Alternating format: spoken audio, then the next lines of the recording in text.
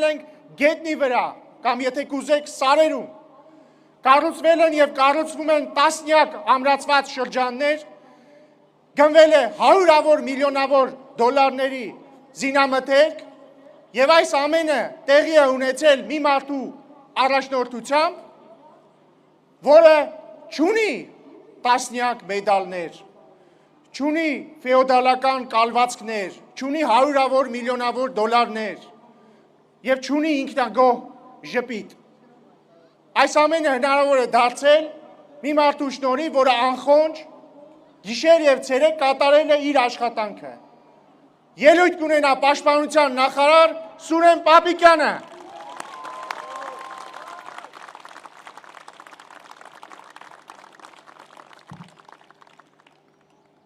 Սիրելի կապան, սիրելի սյունեցիներ, ողջունում եմ ձեզ։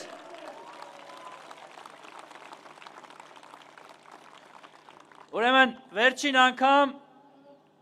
այս հրապարակում ելույթ եմ ունեցել 2021 թվականի համայնքապետի ընտրությունների ժամանակ, աշուն էր հոկտեմբեր կամ նոյեմբեր ամիսը,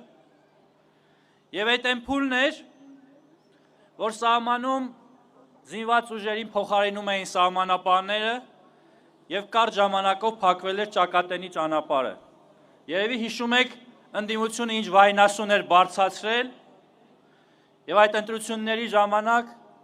խոսում էին Սյունիքը հանձնելու մասին, միջանցք տալու մասին։ Ես այս հրապարակում այդ օրերին հայտարարել եմ, որ միջանցք չի լինելու։ Անցել է 5 տարի, մեր կառավարությունը իր խոսքը պահել է, ոչ միայն միջանցք չկա, այլև կա խաղաղություն, կա թրիփ, որը դառնալու է Սյունիքի զարգացման կարևոր հիմքերից մեկը։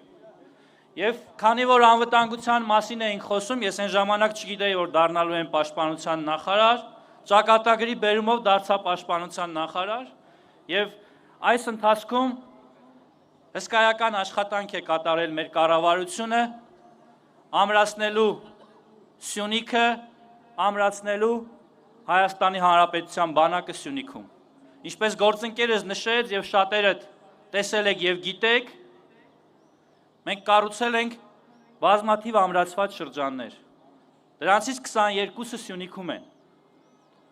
իրենց 33 տեղամասերով, որը կազմում է 40 միլիարդ դրամ, բայց սա դեռ վերջը չէ, որովհետև շինարարությունը շարունակվում է,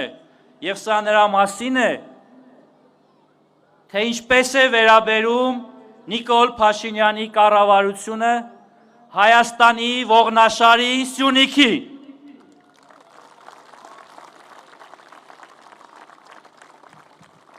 Ուրեմն երեկ էլ մի նորելուկ քաղաքական գործիչ կա, ուժեղ Հայաստան դաշինքի վարչապետի թեկնածու Նարեկ Կարապետյանը, խոսում է մեր բաստիոնների մասին, մեր գնված սպառազինության մասին և դիվերսիֆիկացիայի մասին։ Պարոն Կարապետյան, բանակի և անվտանգության մասին խոսելուց առաջ անհրաժեշտ է ժամանակին նախ բանակ գնալ, եղբայր։ Սամվել Կարապետյան, անվտանգության մասին խոսելուց առաջ նայի Գերդաստանի անդամներին ու ասա այս ժողովրդին, ինչի քո տղաները, աղբորդ տղաները, բարեկամներդ բանակ չեն գնացել։ Ով խոսա անվտանգությունից, դուք կարող եք խոսալ Խոպանում հաջողությունների հասնելու մասին, երեք բահից, գյուղատնտեսությունից, կարաք մի օր դրանով զբաղվեք, ոչ ոք ձեզ չի արգելում, բայց մեր երկրի անվտանգությամբ դուք չեք զբաղվելու, որովհետև հունիսի 7-ին ժողովուրդը ձեզ ցույց կտա ձեր տեղը, ոնց որ ցույց տվեց նախորդներին իրենց տեղը, այս անգամ էլ է ցույց տալու բոլորիդ իրենց տեղը։ Մեր կառավարությունը, այս գործող կառավարությունը, Հայաստանի Հանրապետության պատմության մեջ սպառազինության, գնման, բանակի ծախսերի, ռազմական բյուջեի վրա ամենամեծ ծախս եւ ներդրում կատարած կառավարությունն է։ Սա թվերով է, սա փաստերով է։ Եվ այդ ամենը դուք տեսնելու եք։ Ես ուզում եմ նշել, որ 2018 թվականի նկատմամբ մեր կառավարությունը 25 թվականին պետական բյուջեն ավելացրել է 1.1 միլիարդ դոլարով։ Այն դեպքում,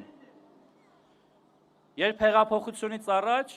մեր ռազմական բյուջեն կազմում էր ընդամենը 640 միլիոն դոլար։ Մեր օրոք այն դարձել է 1 միլիարդ 700 միլիոն դոլար։ Ավելին ասեմ, այսօրվա ընդդիմադիր ուժերի պատերազմի եռագլուխ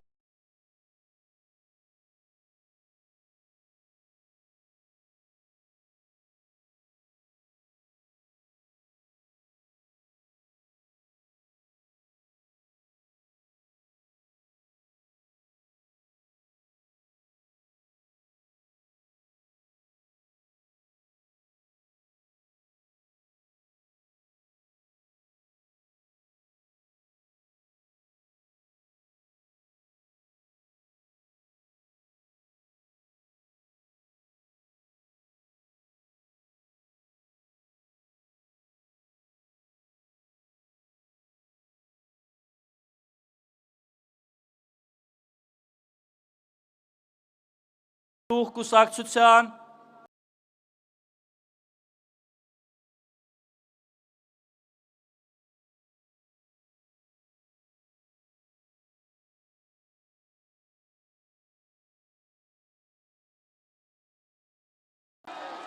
քվեարկում ենք համար։ Շնորհակալ եմ։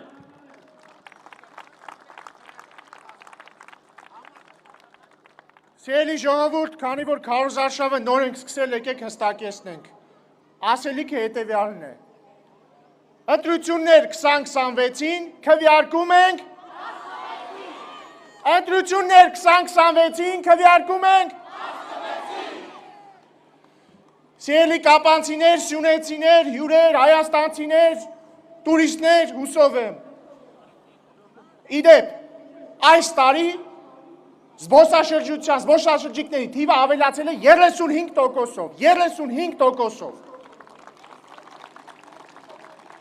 Եվ սա կառավարության անխոնջ աշխատանքի, բայց եւ առաջին հերթին հաստատված խաղաղության արդյունքն է։ Սիրելի ժողովուրդ,